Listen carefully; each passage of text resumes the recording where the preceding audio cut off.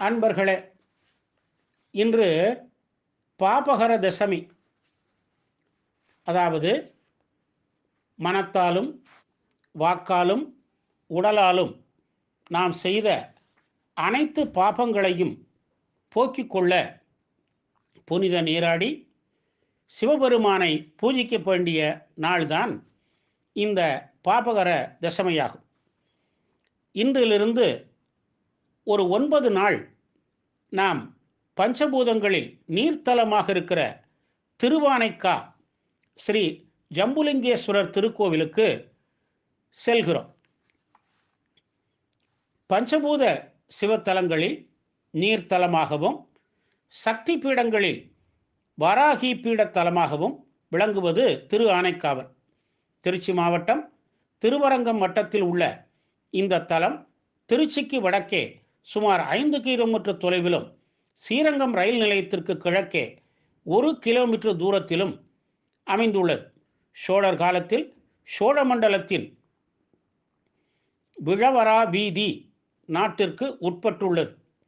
யானை பூஜித்ததால் திரு ஆனைக்காவல், கஜாரண்யம், கரிவனம் ஆகிய பெயர்களையும் கொண்டது. அம்பாள் ஈசனிடம் உபதேசம் பெற்ற தலமாகையினால் உபதேசத்தலம் ஆயிற்று. ஜம்பு மாதவ முனிவர் வழிபட்டமையினால் ஜம்புவனம், ஜம்புகேஸ்வரம், ஜம்புவீஸ்வரம் என அழைக்கப்படுகிறது. மதகரிவனம், அத்தி ஆரண்யம், காணப்பொறுப்பு வனம், உலரடி வனம், மத மாதங்க வனம், வெண்ணாவல் வனம், ஞானக்ஷேத்திரம், ஞானத்தலம், ஞானபூமி, காவை, தந்தி புகா வாயில், அமுதேஸ்வரம், தந்திவனம், இபவனம் ஆகிய பெயர்களும் இந்த தலத்திற்கு உண்டு. காவிரி கொள்ளிடம் நதிகளுக்கு இடையே நாவல் மரங்கள் நிறைந்த திருவானைக்கா அமைந்திருக்கும் தீவிற்கு ஜம்பு தீபம் என்று பெயர். புராணங்கள் போற்றும் 4 மகா தீவுகளில் ஒன்றான நாவலந்தீவு என்பது இதுவே ஆகும்.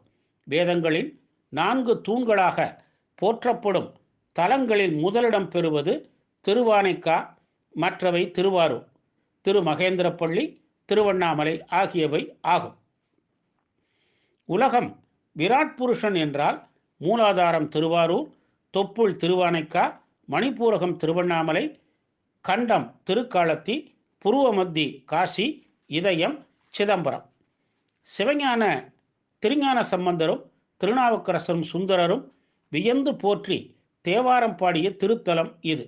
மாணிக்க வாசகரும் ஓரடி கொண்டு பாடியுள்ளார். அருணகிரிநாதர் 14 திருப்புகழ் பாடியுள்ளார்.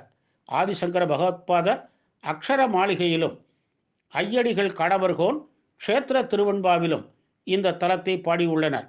கவிராஜ காளமேகம் திருவானைக்கா உலா பாடியுள்ளார். கச்சியப்ப முனிவர் திரு ஆனைக்கா புராணம் பாடியுள்ளார். கமலை ஞானப்பிரகாச சுவாமிகள் தந்திவன புராணமும், மகாவித்வான் மீனாட்சுந்தரம் பிள்ளை அகிலாண்ட நாயகி மாலை மற்றும் அகிலாண்டேஸ்வரி பிள்ளைத்தமிழ் நூல்களும், வண்ணச்சரபம் தண்டபாணி சுவாமிகள் யமக நூலும், சுப்பையா 18 அந்தாதியும், சைவ எல்லப்ப நாவலர் செவ்வந்தி புராணமும், மனோன்மணி அம்மையார் திருவானைக்கா அகிலாண்ட அந்தாதியும், சாம்பசிவ கவிராயர் அகிலாண்டேஸ்வரி பதிகமும் இத்தலத்தை பாடி போற்றியுள்ளனர். வடமொழியாலாகிய கஜாரண்ய மகாத்மியமும், வள்ளி பரிணயம் என்னும் நாடக நூலும், உறையூர் புராணமும், திருவானைக்கா திருப்பணி மாலை, தாயுமான சுவாமிகள் பாடல்கள், சேக்கிழார் பாடல்களும் இத்தலத்தை போற்றுகின்றன. 1752ஆம் ஆண்டு இங்கு தங்கியிருந்த பிரெஞ்சு படை தளபதி ஒருவர் ஸ்ரீ ஜம்புகேஸ்வரர் குறித்து நூல் ஒன்றை பிரெஞ்சு மொழியில் எழுதியுள்ளார்.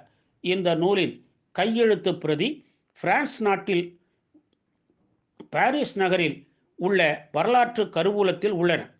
திருவானைக்கா ஸ்ரீ ஜம்புகேஸ்வரரை தரிசிக்கவே திருவரங்கத்தில் ரெங்கநாதர் எழுந்தருளியிருப்பதாக கஜாரண்ய க்ஷேத்திர மகாத்மியம் கூறுகிறது. ஸ்ரீ ராமபிரான் இங்கு வழிபட்டதாக புராணங்கள் கூறுகின்றன. ராவணனை கொன்ற தோஷம் நீங்க ராமேஸ்வரத்தில் சிவலிங்க பூஜை செய்த ராமர், கும்பகர்ணனை கொன்ற தோஷம் நீங்க திருவானைக்காவல் வந்து கோவிலின் மேற்கு பகுதியில் குளம் அமைத்து லிங்க பிரதிஷ்டை செய்து வழிபட்டு நிவர்த்தி பெற்றார். அந்த நாளே பாபகர தசமி. இந்த லிங்க திருமேனி அமைந்திருக்கும் சன்னதி ஸ்ரீ கரியமாலீஸ்வரர் சன்னதி எனப்படுகிறது. அகலிகைக்கு சாபம் கொடுத்ததால் ஏற்பட்ட பாவம் தீர கௌதம முனிவரும் இங்கு வந்து வழிபட்டார். வேதவியாசரின் தந்தையான பராசர முனிவரும் இங்கு வந்து வழிபட்டுள்ளனர். காஞ்சி ஸ்ரீ காமகோடி பீடத்தின் பீடாதிபதி காஞ்சி மகா பெரியவர் ஸ்ரீ சந்திரசேகர சரஸ்வதி சுவாமிகள் திக்விஜயம் செய்ய தேர்ந்தெடுத்த முதல் தலம் திருவானைக்காவலே. இங்கு அருள் புரியும் அகிலாண்டேஸ்வரிக்கு புதிய தாடங்க பிரதிஷ்டை செய்ய ஆவல் கொண்டார். 1923ஆம் ஆண்டு ஏப்ரல் மாதம் திருவானைக்கா வந்து ருத்ரோக்காதி வருஷம் சித்திரை மாதம் 17ஆம் தேதி ஞாயிற்றுக்கிழமை அகிலாண்டேஸ்வரிக்கு புதிய தாடங்கம் அணிவித்து அகிலாண்டேஸ்வரியை வழிபட்டு மகிழ்ந்தார். அற்புதங்கள் தொடரும். ஓம் நம சிவாய்.